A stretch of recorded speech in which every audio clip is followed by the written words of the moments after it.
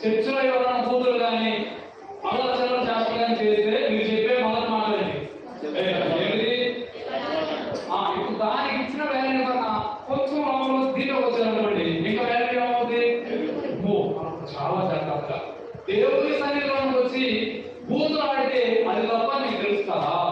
ఎందుకని తప్ప అనుకుంటున్నావు? ఇది ఏ ఆలయం? బూతులు ఆడటం తప్ప నీకు తెలుసు కదా. ఎందుకని?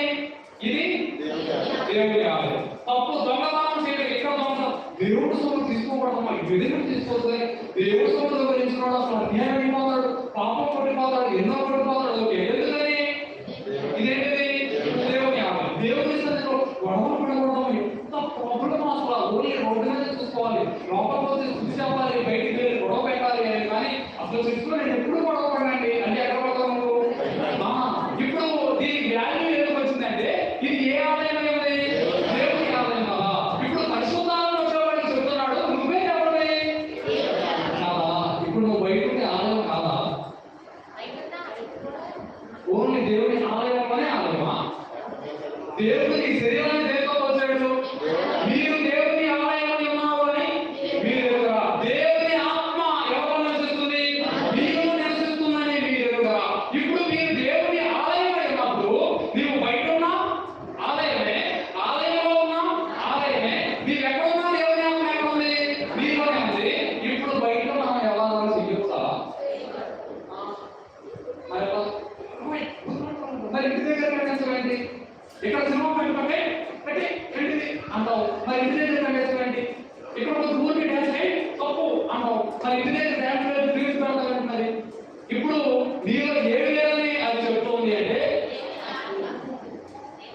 ఆత్మలేనప్పుడు నువ్వు ప్రజాపం జ్ఞాపకం చేస్తున్నటువంటి విషయం మనకి చాలా సరదాగా కనిపిస్తుంది. కానీ అది చాలా భయంకరమైన విషయం. దేవుని ఆత్మ ఎవరో తెలుసా?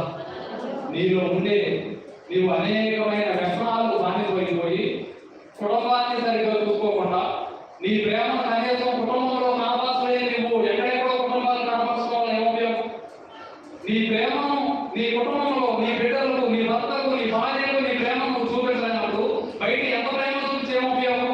దేవుని సన్నిధిలో అలా చూడడం తప్పని చేసిన నీకు నీవే దేవుని ఆలయమై ఉన్నావు అని, బయట కూడా అలా చూడకూడదు అని, అలా మాట్లాడకూడదు అని, అలా జీవించకూడదు అని, జీవితాన్ని సరిచేసుకోవాలని నీకు ఎందుకు తెలియడం లేదండి?